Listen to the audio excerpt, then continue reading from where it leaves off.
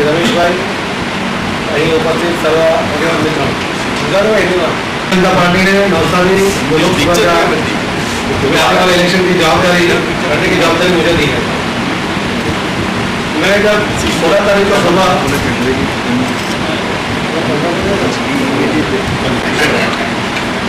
किशोर भाई के साथ हम लोग सेम हाउस गए थे। सुबह फोन आया था सीएम साहब का, तो मैं जा रहा था, एकदम उनका फोन आ गया, तो आप भी चलो हम लोग साथ में गए। और मेरे वहाँ एक घंटा मीटिंग हुई। मीटिंग के बच्चे जब मैं बाहर निकला, किसी ने पूछा कि क्या हुआ, मैंने कहा जो सिक्का उछला है, किंग पड़ता है, स्क्वायर पड़ता है, मगर सिक्का खड़ा है। उम्मीद बनी हुई है। 16 तारीख को सुबह मुझे 8:30 बजे सीएम साहब का फोन आया और मुझे उन्होंने बधाई दिया, क्योंकि उस दिन मेरे बर्थडे था, तो मुझे बर्थडे गिफ्ट मिली। शायद इतनी बड़ी गिफ्ट तो कभी किसी ने दिया नहीं।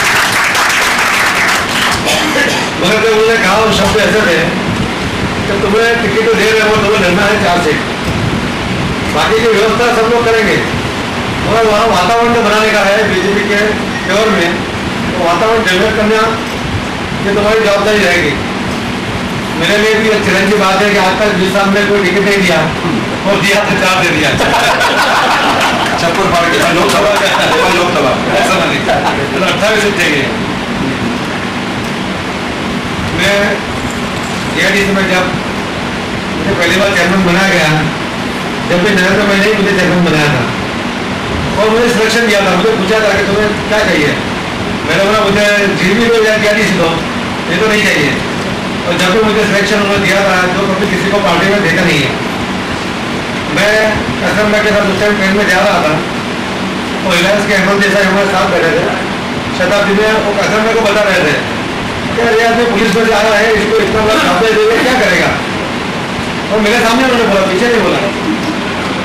मुझे लगता है कुछ दिनों के बाद उन्होंने मुझे खुद बधाई दी और उसने कहा कि जो कोई नहीं कर सकता था उसका काम AITC में उस टाइम में हुआ, ऐसा उसका ही सर्टिफिकेट था। बाकी लोग भी वहाँ पर मिलते और कहते हैं जो सर्टिफिकेशन हुआ, जो नीति सरल हुई, जो ट्रांसपोर्ट पुलिस से बनी, या और प्लॉट यूटिलाइज करने के लिए जो परमिशन दी गई, या बाकी में जहाँ जहाँ जरूरत थी वहाँ पर CPP के लिए जो इंडस्ट्री से डबल का भाव लेते थे जमीन का सभी इंडस्ट्री के पास, तो हमने इंडस्ट्री के भाव से 25% कर दिया।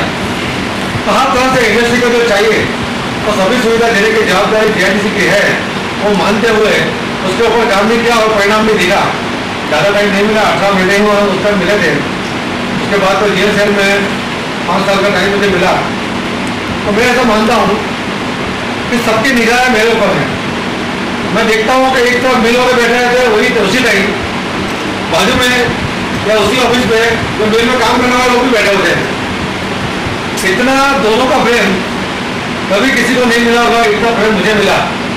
मैं तो कहता हूँ कई बार, मैं कल एक मीटिंग में तो शिक्षकों की मीटिंग थी, 1200-1300 शिक्षक आए थे कल रात को। मैंने कहा कि मेरे पर बैंक का केस हो गया। कई लोग तो कह रहे हैं क्या होगा, तब मैंने कहा था कि मैं ये रूम तो अदा कर दूंगा, और मैंने अदा कर दिया। मगर जो 7-8 दिन में जो टिकट डिक्लेयर होने के बाद जो सबका प्रेम मिला है, उसका लोन अदा नहीं कर पाऊंगा, मैं आज से डिक्लेयर कर देता हूँ, तो उसको डिफॉल्ट नहीं देने वाला हूँ। तो इतना प्रेम जो मिला है, तो उससे जो उमर भाई ने कहा कि जीत निश्चित है, ये तो युद्ध है, इसके अंदर अगर कोई निश्चिंता आ जाती है तो वो ठीक नहीं है। उसको युद्ध की तरह लेना चाहिए, अंतिम क्षण तक कोई गाफिल नहीं होना चाहिए और पूरी ताकत के साथ करना चाहिए। और मैं इसके ऊपर बहुत साल से बहुत टाइम से काम करता हूँ। मुझे लास्ट विधानसभा के टाइम में बोला गया था कि आप लोकसभा के लिए सोचो, तो मैंने उसके ऊपर उस दिशा में काम भी किया है। और जो संपर्क है, तो संपर्क को उस तरह से डेवलप भी किया है। तो मुझे लगता है कि जो बाकी की जो जवाबदारी मुझे दी है दूसरी सीटों की, तो उसी के आधार पर दी है कि ये सीट तो निकाल देगा, बाकी की सीट में मदद कर देगा। और मुझे विश्वास है कि आप सबके साथ के साथ मैं ये काम जरूर पूरा करूँगा। बारडोली और सूरत और नौसारी ये टीम तो 100% जीत रहे हैं। बलसाल के लिए मैंने कहा है कि मुझे और 4-5 दिन लगेंगे, तो 4-5 दिन में मैं उसका तय कर लूँगा कि क्या होगा। और मैं ऐसा मानता हूँ कि जितना है तो 100% रिजल्ट आना ही चाहिए। मैं तो जब भी ऐसा मानता हूँ कि कई लोग कहते हैं कि हमने प्रामाणिक प्रयत्न किए मगर क्या करें, सक्सेस नहीं आया। मैं ऐसा नहीं हूँ, मैं मानता हूँ प्रामाणिक प्रयत्न भी होने चाहिए और परिणाम तो आना ही चाहिए। जब भी कोई अपने पास आता है तो उसका जो प्रॉब्लम है वो 100% सही नहीं होता है, 19-20 होता ही है। तो उसमें से भी रास्ता निकल कर उसका काम होना ही चाहिए।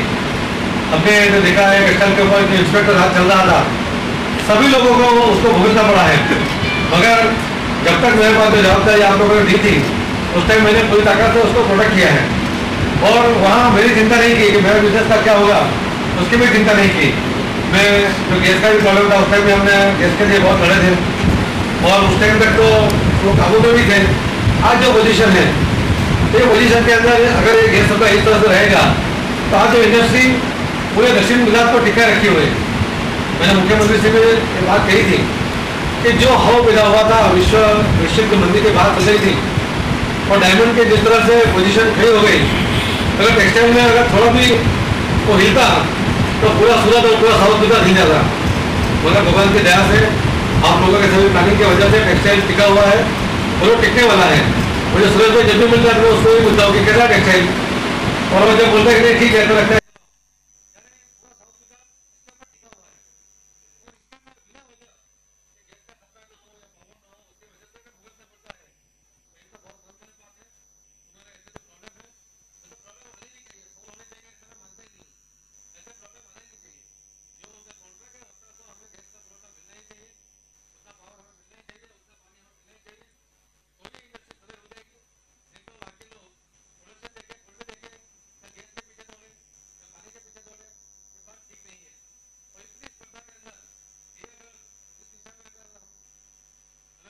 रिसोर्स मिल जाए कि भाई अभी पूरा उसका तो शांति है तो हम कोई अच्छा काम एक्शन में भी बहुत अच्छा काम कर सकते हैं। तो मैं आपको इतना वादा जरूर दूंगा कि आप मैं वहाँ जाऊँगा तो आपको मेरे लिए कोई फरियादी रहेगी। आपके मन में जो अपेक्षा, कोई अपेक्षा नहीं है आपको, आपसे यानी आपके मन में मेरे लिए कोई अपेक्षा नहीं है, और अपेक्षा होगी तो पता नहीं क्या होगी। मैं कई बार बोलता हूँ कि मेरी मदर जब मेरे पे केस हुआ था तो मुझे कहते थे कि तू बहुत लोगों से मेरे लिए कम हो रहा, मैंने उसको कोई जॉब नहीं दे पाया मैं। मगर जब मेरा पहली बार 4 महीने के बाद जब बेल हुआ था तो मुझे वहाँ जेल पर लेने के लिए 5000 लोग आए थे। वो सब वहाँ से जेल से सुबह से आए थे, शाम तक वहाँ रुके और सब प्रोसेस करने में टाइम लगा था और शाम को सब हम लोग एक साथ मेरे घर गए। जब मेरी मदर को मैंने कहा था कि ये सब लोग जो है ये सब स्वार्थी लोग हैं, मगर उनको पता नहीं कि उन्हें क्या स्वार्थ है। सीआर पाटिल पैसे की मदद करेगा तो नहीं करेगा, क्योंकि पैसे की वजह से तो जेल में गया और रिपोर्ट हो गया, तो पैसे की मदद तो कर नहीं सकता, तो क्या मदद करेगा वो।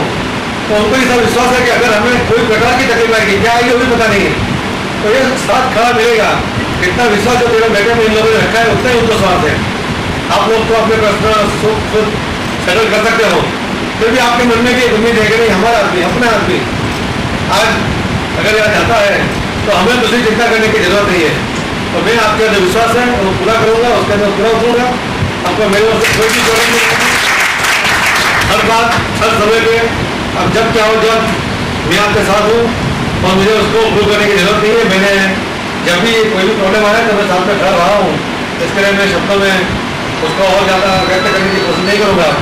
मगर समय आएगा तो आपको भी लगेगा कि नहीं कुछ अच्छा ही हुआ, आपका मेरा सबका अच्छा ही हुआ कि जो हमें टिकट मिली, मुझे नहीं हमें सबको टिकट मिली, इसलिए आपने मुझे यहाँ बुलाया, तो उसके लिए मैं आप सबका बहुत आभारी हूँ। कमल भाई वैसे भी हमारा बड़े जैसे है, इसके लिए मुझे कुछ ना कुछ टोकते रहते हैं। तो टोकते हैं, मेरे को उनका थोड़ा विशेष प्रेम है, और प्रेम में मानता नहीं हूँ, उनका अधिकार भी हम मानने लगते हैं। तो जैसे मैं आप सबका आभार व्यक्त करता हूँ। और हम सब जब तक 30 तारीख तक का जो इलेक्शन का माहौल है तो आप सब यही विस्तार करना, नौतारी विस्तार में ही मतदार है, तो आपकी सोसाइटी और अपार्टमेंट के अंदर आप थोड़ा वातावरण बनाइए और उस वातावरण को संभाल कर आप बढ़ाइए। तो मुझे लगता है कि हम बहुत अच्छा परिणाम हासिल कर सकते हैं। आज की तारीख में मुझे लगता ही है कि हम अच्छा परिणाम तो हासिल करेंगे और बहुत अच्छा परिणाम हासिल करने की एक उम्मीद है। आप सबका सपोर्ट मिले, ऐसी विधि के साथ मैं बात को खत्म करता हूँ। बहुत बहुत धन्यवाद। ખૂબ આભાર માઇકલ સીઆર પાટીલ જે વાત કરી બિલકુલ સાચી છે, હું સાક્ષી વર્ષોથી અને જેવો ચૂંટાઈને જાય એવી આપણે બધાએ ખૂબ દુઆઓ છે અને જીત તો નિશ્ચિત છે, પણ જેમ કિશોરભાઈએ કહ્યું કે વિજયને પણ દિગ્વિજય માટે આપણે ચૂંટણીમાં ઝંપલાવવાનું છે, તો આપણે સૌ કામે લાગી જઈશું એવી હું ખાતરી આપું છું. આપણી વિનંતીને માનવતાને ખૂબ ટૂંકા ગાળામાં રહ્યા ખૂબ આભાર.